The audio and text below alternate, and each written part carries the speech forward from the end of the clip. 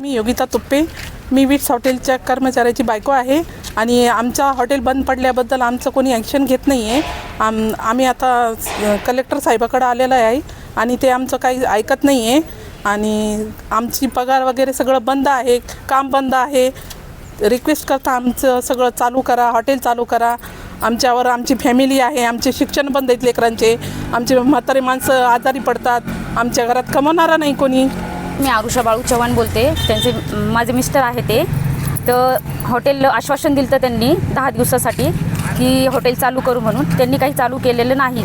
आम्हाला आमची पेमेंट आणि आहे ना हॉटेल चालू करायला पाहिजे एवढीच अपेक्षा आहे आमची. मैं 2010 से वहाँ पे ड्यूटी पे है. 2018 को इन्होंने क्या करे, इसके जो मालिक है हमारा, वो मालिक ने शेयर होल्डर के पैसे नहीं दिए. फिर कोर्ट ने क्या किया, आदेश दिया कि बंद करने का ये होटल. लेकिन फिर बाद में बोले देखिए 150 कर्मचारी थे हमारे कि इनके पेट पे पैर गिरेंगे बोल के ये लोगों ने क्या करा है, कोर्ट ने एसडीएम को चलाने को दिया, कलेक्टर को, कि भाई तुम चलाओ, इनका पेट ये हो जाएगा और प्रॉपर्टी बहुत अच्छी है वो प्रॉपर्टी भी फिर ये धूल खाएंगे वो, कब कौन लेगा क्या करेगा. इसलिए फिर उन्होंने क्या करी, एसडीएम के अंडर में दिए. अभी तक 2-3 एसडीएम अच्छे हुए, सब अच्छे. अब कुछ तकलीफ नहीं, स्टाफ को तकलीफ नहीं, कुछ नहीं, होटल को ये. और बाद में ये राठौड़ साहब आए, राठौड़ साहब ने कुछ ये नहीं करे और सीधा बेचने के लिए हमारे को बोले कि तुम 10-15 दिन के लिए बाहर रुको. हम सुने 10-15 दिन हम रुके बोल के ये, तो फिर वो बेचने के चक्कर में उनको इसको दे दियो सिरसाट साहब को. सिरसाट साहब ने लिए 150 करोड़ का 64 करोड़ में. फिर वो अंबादास दानवे साहब ने वो उठाए, विरोधी पक्ष नेता है, उन्होंने मंत्रिमंडल में उधर वो आवाज़ उठाए. फिर बाद में बेचारे उन्होंने वापस ले ली. फिर जब से अभी तक कोई आया भी नहीं. अभी हमारा दोनों कोर्ट में केस चालू है और पेमेंट भी नहीं है. अभी जो लेबर कोर्ट में जो हमारा चालू है, तो लेबर कोर्ट के जो जज ने जो आदेश दिया कि जब तक है ये बाहर तब तक इनका पेमेंट दे दे बोल के आदेश दिए वाला है, और वो कोर्ट में भी चालू है. तो अब ये लोगों ने अभी हम एसडीएम को मिलने को गए, वो तो कुछ हाथ ऊपर कर दे रहे हो, क्या करने का तो कोर्ट के थ्रू हो जाएंगे.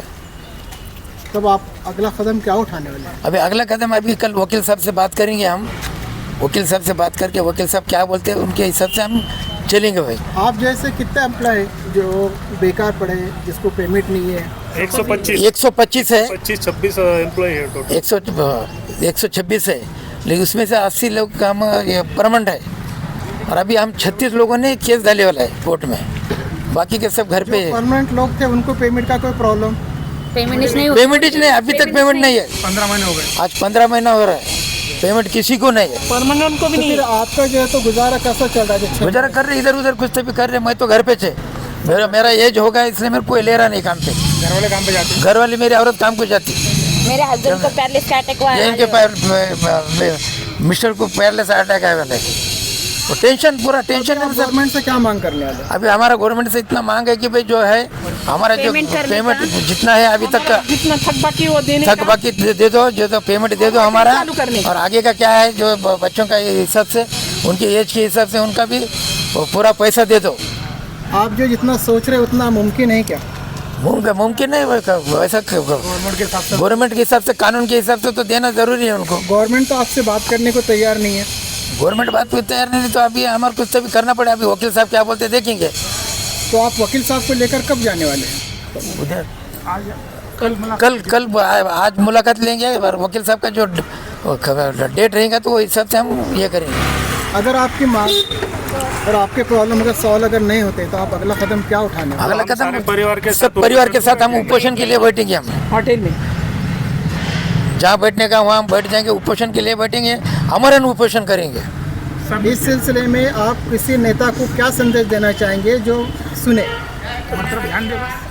नेता लोगों ने तो, हम नेता लोगों को भी मिले हैं बहुत, लेकिन नेता लोग ने कुछ खाली आश्वासन दिए वाला है. कोई नेता लोग हमारे साथ आया नहीं अभी तक. जैसा कि किसके पास गए थे? सावे साहब के पास गए थे, उनको भी बताए हम.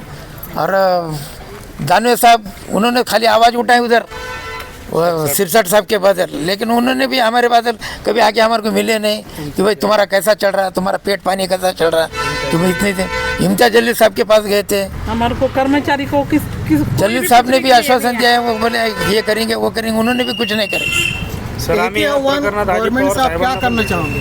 अभी हम गवर्नमेंट को इतना बोलना चाहते हैं कि भाई जो हम अभी तक बैठे वाले हैं सब गरीब है, हमारे बच्चे पढ़ाई लिखाई कर रहे हैं, उनकी बहुत परेशानी चढ़ी और खाने के लिए परेशान है हम लोग। तो गवर्नमेंट को इतना है कि हम विनती करेंगे कि भाई जल्दी से जल्दी हमारा पूरा पेमेंट दे दो और क्या करने का तो ये कर दो जल्दी। अजित पवार साहब को हम एक लेटर दिए, हम एयरपोर्ट पे जाके, वो रहते तो वो करते थे कुछ ना कुछ, कि उन्होंने बोले थे मैं बघतो काय करायचं आम्ही करतो, तो हमारे को मिले। आपने अजित पवार साहब को जब लेटर दिए थे तो अजित पवार के लोग शहर के अंदर मौजूद है, तो फिर आप उनके पास गए क्यों नहीं? हमारे को मालूम है ये कुछ काम नहीं करते। एक जन वो शहराध्यक्ष वो बोल रहे थे हमारे को, वो निवेदन अब उनको मिलने की ज़रूरत नहीं है, हमारे को हमारे पास दो। हम बोले भाई 2-3 घंटे से हम एयरपोर्ट पे थे, अजीत साहब अपने उधर से भीड़ से आने को टाइम लगा, तो हम वही बोला भाई किसको देने का नहीं है, अभी तक आप डायरेक्ट उनके पास जाएंगे, ये शहर के लोग क्या करेंगे, वो कब जाते हैं कब नहीं, इसलिए पहले निवेदन हम उनको दिए। अजित पवार गढ़ के लोग अगर आपका अगर काम करने को तैयार है तो आप उनसे क्या रिक्वेस्ट करेंगे? हम उनको रिक्वेस्ट करेंगे भाई कि भाई हमारा काम कर दो, निकाल के दो और होटल हो सके तो चालू कर दो। अजित साहब ने तो हमारे को बोले आश्वासन दिए थे उन्होंने भी कि भी मी बघतो अभ्यास काय आहे कसं आहे काय आणि मी करून टाकतो बोल के बोले थे उन्होंने।